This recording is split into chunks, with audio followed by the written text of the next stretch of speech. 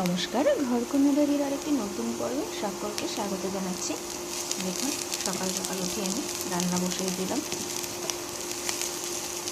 তাই এখানে আমি জিরে ফোড়ন দিয়ে সিমটাকে কুচি কুচি করে নিয়েছিলাম, সেই সিম ভাজতে বসিয়ে দিয়েছি। সিমটা একটু হালকা ভাজা হবে, তারপরে আমি যে বেতো শাক যেটাকে বলে বা বথুয়া শাক, সেই শাকটা একদম কুচি কুচি করে নিয়েছি। এই শাকটাকে ভাজি করব সিম দিয়ে। সকাল সকাল শীতের দিনে বেতো শাক ভাজি সিম দিয়ে গরম ভাতের সাথে খেতে খুবই ভালো লাগবে। দেখুন, সিমটা কিন্তু একটু হাফ হয়ে গিয়েছে। এই পর্যায়ে আমি শাকটা দিয়ে দেব।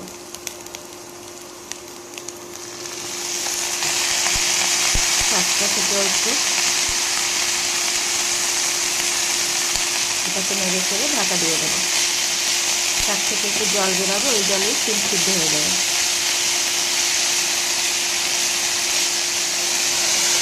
এখন আমি শীতের সময় বেতো শাকটা বাজারে বেশ পাওয়া যায় ভালোই।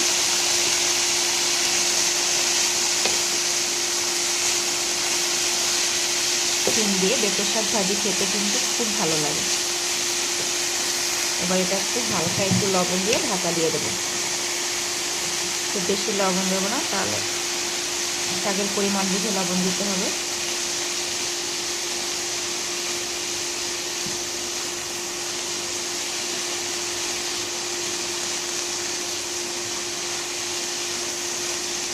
ভালো করে নেড়ে চেড়ে মিশিয়ে দেব।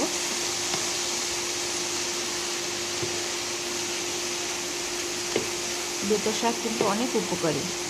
যাদের নাকি লিভারের সমস্যা থাকে, বেতো শাক খেলে সেই সমস্যা সেরে যায়।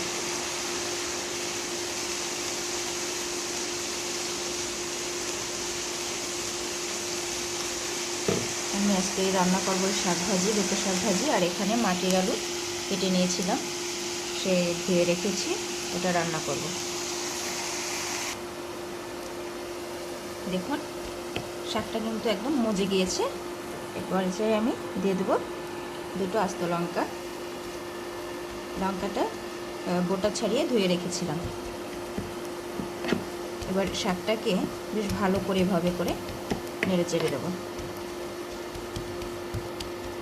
শাকটা যেন মাখো মাখো হয়, তাহলে খেতে বেশ ভালো লাগবে। আর শাক যত নাড়াচাড়া করা হয়, শাক খেতে ততই সুস্বাদু হয়।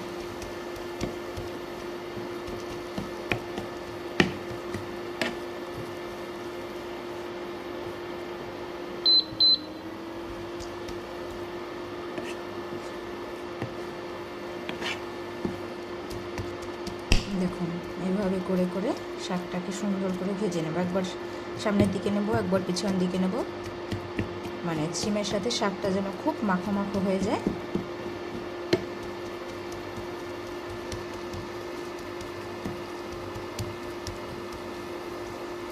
এভাবে করে বেশ অনেকটা সময় ধরে সুন্দর করে আমি শাকটা ভেজে নামিয়ে নেব। সকাল সকাল গরম গরম ভাতের সাথে বেতো শাক ভাজি সিম দিয়ে খেতে খুবই ভালো লাগবে।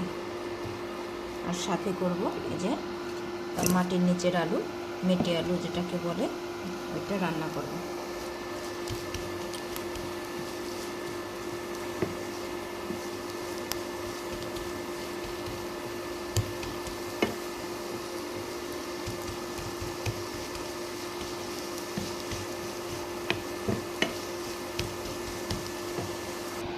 দেখুন, বথুয়া শাকটা আমার ভাজা হয়ে গিয়েছে, এই তুলে নিয়েছি। আর সাথে কালকের একটু মূলা ভাজি ছিল, ওটাও গরম করে নিয়েছি। আর এদিকে কড়াইয়ে দিয়ে দিয়েছি জিরে ফোড়ন দিয়েছি। এবারে আমি আলুটা দিয়ে দেবো। আলুটা একটু বড় বড় করে কাটা হয়েছে।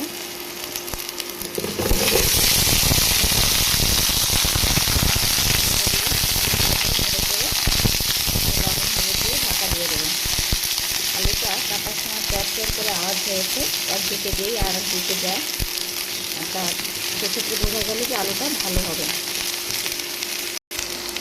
দেখুন, আলুটাকে আমি শুধু তেলের মধ্যে জিরে ফোড়ন দিয়ে বেশ ভালো করে ভেজে নেব। এখনই লবণ হলুদ কিছু দেবো না, এখনই লবণ দিলে আলুটা গলে যেতে পারে একদম। তাই একটু ভাজাটা ভালো করে করে নেব, খুব সুন্দর করে লাল লাল করে ভেজে নেব।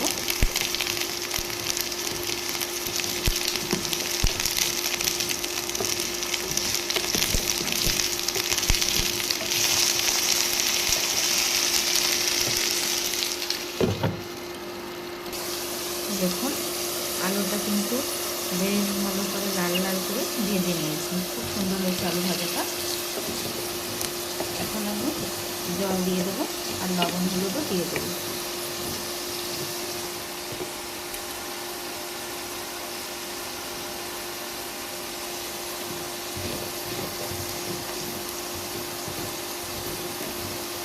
এবার একটু জল দিয়ে দিচ্ছি।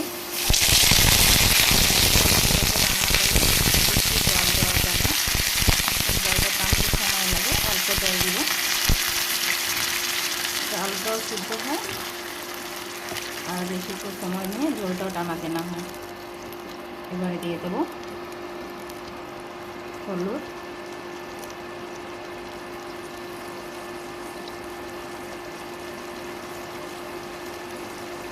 আর দিয়ে দেবো লবণ।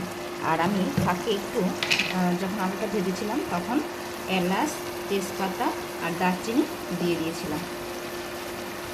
এটাতে আর কোনো মশলা ব্যবহার করব না, এই সামান্য উপকরণ দিয়ে আমি আলুটা রান্না করলাম। স্বাস্থ্যকর, একদম পাতলা ঝোল হবে, আর কোনো মশলার ব্যবহার বেশি নেই, সবাই খেতে পারবে। অনেকেরই আছে ঝাল মশলার প্রবলেম হয়, তারা এভাবে করে রান্না করে খেলে খেতে পারে। এবার দিয়ে দেবো দুটো আস্ত লঙ্কা। এবার নাড়াচাড়া দিয়ে এটা ঢাকা দিয়ে দেবো। দেখুন আলুর কিছু কিছু অংশ একদম গলে গিয়েছে, যার জন্য আমি প্রথমে লবণ দিলাম না, যাতে আলুটা গলে না যায় তার জন্য। কিন্তু পরে দেওয়ার পরেও এই দেখুন কিছু কিছু জায়গায় একদম গলে গিয়েছে।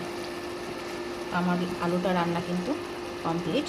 এই যে দেখুন অনেক জায়গায় একদম গলে ঝোলের সাথে মিশে গিয়েছে, এতে করে ঝোলটা একটু ঘন ঘন হয়ে গিয়েছে, কিছু করার নেই।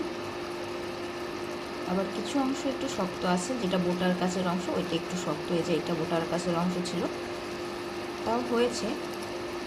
এবারে আমি আলুর ঝোলটা নামিয়ে নেব, তারপরে ভাত বসিয়ে দেবো। তা কেমন লাগলো আজকে আমার এই বেতো শাক ভাজি এবং এই মাটির নিচের আলু রান্না করার ভিডিও। খুব কম ঝাল ছাড়াই, খুব কম মশলায়, শুধু গোটা মশলা ফোড়ন দিয়ে আমি রান্নাটা করেছি। আর যদি এই রান্নার ভিডিওটি ভালো লাগে, চ্যানেলটি অবশ্যই লাইক, সাবস্ক্রাইব, শেয়ার করে দেবেন।